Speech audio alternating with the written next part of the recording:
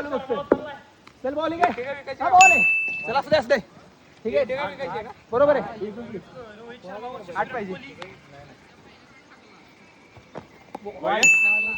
Change कर. Spin घे थोडा. घरी गेल्या म्हणून शकतो.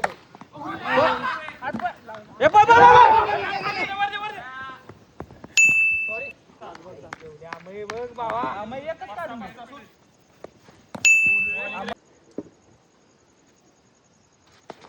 वाईड 5 पुढची लाईन घे. 4 मध्ये 5